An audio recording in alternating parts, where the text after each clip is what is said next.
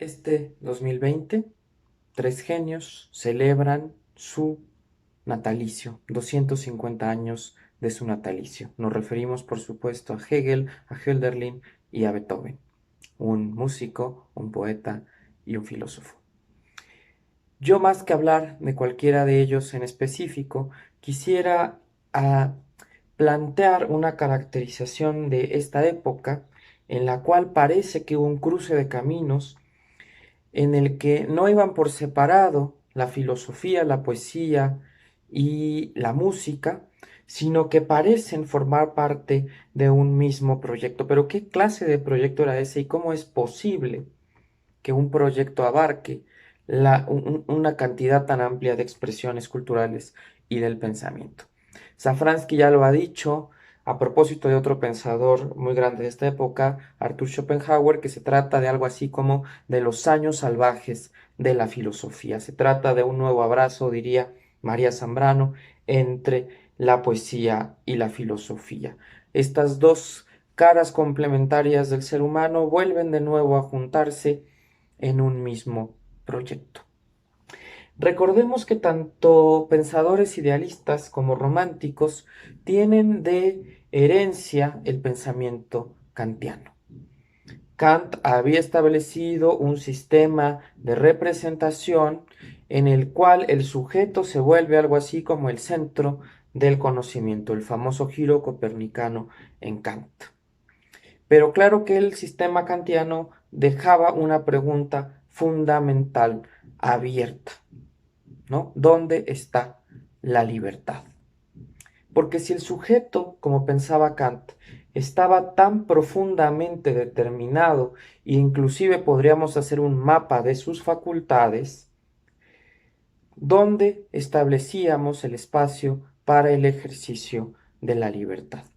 La respuesta la conocemos. La libertad no forma parte de esas estructuras subjetivas trascendentales del sujeto, sino que se encuentra fuera del ámbito de la representación, en un mundo no representado que Kant llamó justamente el noumeno.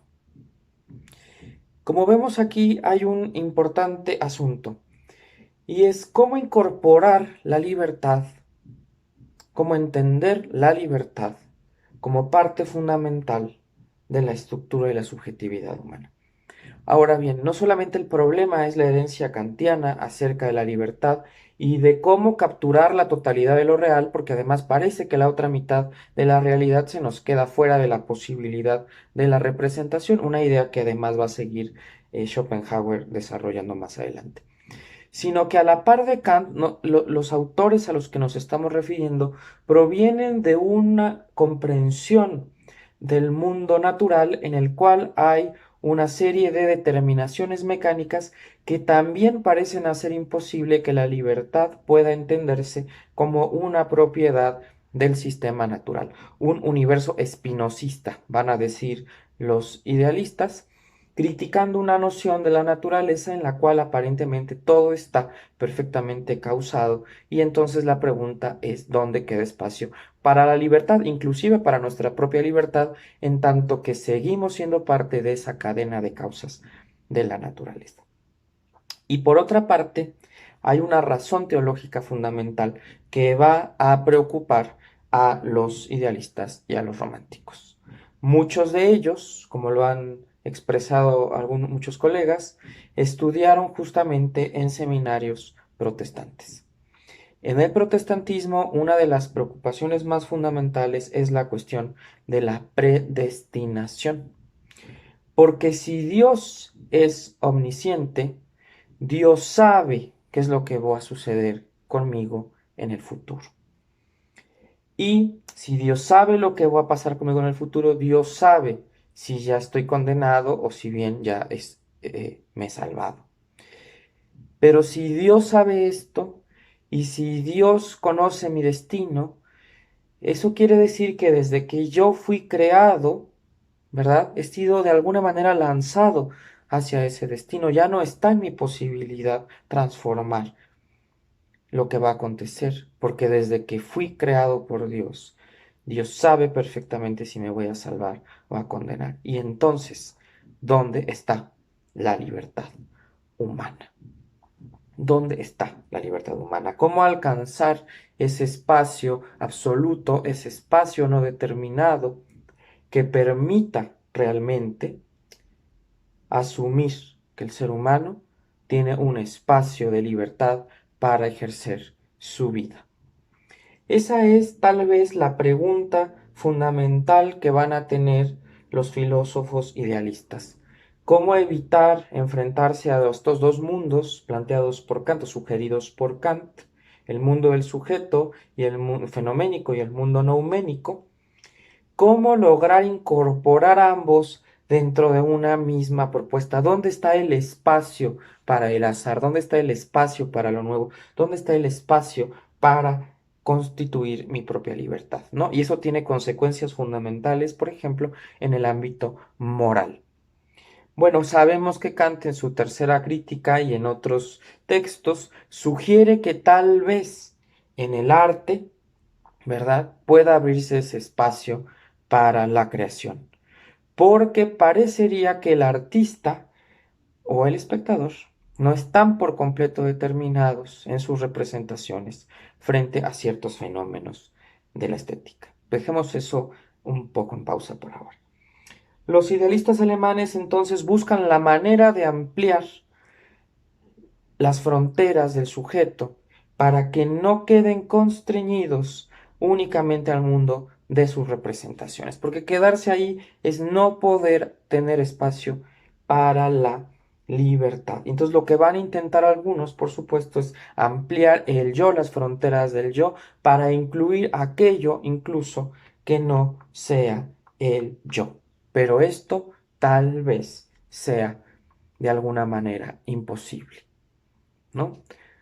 O más bien, así lo van a reclamar los románticos, entre ellos, por supuesto, Hölderlin. ¿Por qué? Porque el lenguaje de la filosofía es un lenguaje demasiado abstracto. El lenguaje de la filosofía va determinando, el mundo va explicando, va capturando los diferentes fenómenos, y al mismo tiempo podríamos estarnos quedando con una universalidad vacía, una universalidad de la que poco en realidad se puede decir, ¿no? Los románticos dirán, la filosofía quiere hablar de cosas de manera permanente, de manera general, cuando en realidad lo que tenemos en las cosas es lo efímero, lo que tenemos en las cosas es la experiencia temporal, lo que tenemos en las cosas es el botón de flor que está a punto de nacer y aquella flor que se está marchitando. ¿Cómo podría la filosofía en su lenguaje, en ese logos de la filosofía, capturar la totalidad de lo real? ¿Cómo capturar esos espacios de indeterminación que surgen azarosamente y que la filosofía parece incapaz de capturar en su propio lenguaje, dejándonos una serie de elementos universales pero vacíos, ¿no? En cambio, los románticos proponen otra ruta, ¿no? Proponen otra ruta. ¿Cuál es esa ruta que van a capturar?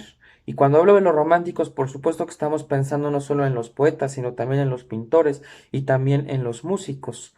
Lo que piensan los románticos es que se requiere otro tipo de lenguaje, que el lenguaje de la filosofía no será el lenguaje suficiente para poder explicar la totalidad del mundo y mucho menos para poder explicar la libertad, ¿no? Porque en el lenguaje de la filosofía, en el mundo que plantea la filosofía, todo está perfectamente encadenado, todo está perfectamente estructurado.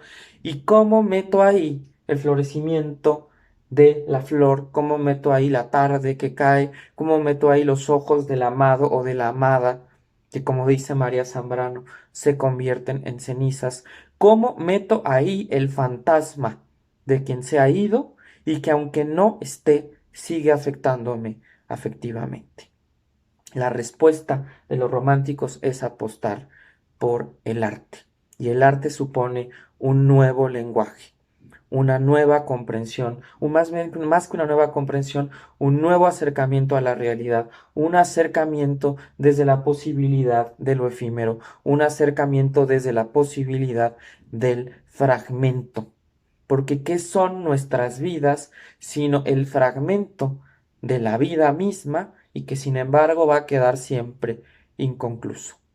¿No? Los románticos van a valorar muchísimo por eso las ruinas grecorromanas, la Venus sin brazos, el torso sin rostro, el rostro sin facciones, que recuerdan justamente la imposibilidad de capturar por completo el orden de lo real.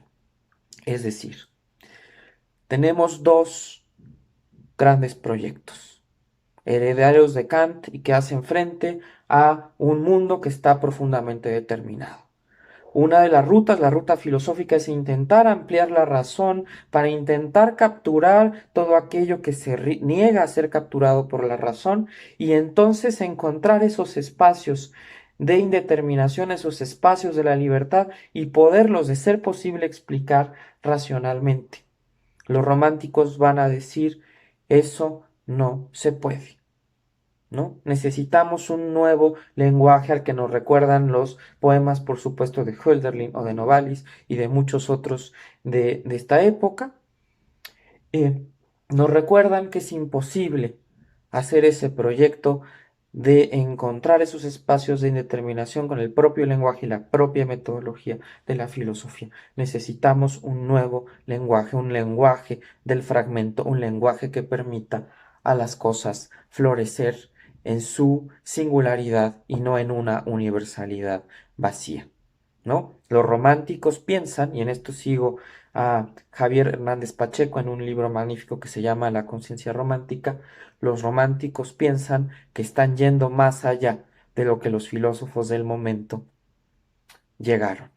Y también muchos filósofos del momento van a tener la conciencia de que hay un valor fundamental en el lenguaje poético, en la música, en el arte, que permiten decir aquello que la propia filosofía no es capaz de decir. Feliz cumpleaños a Hegel, a Beethoven y a Hölderlin.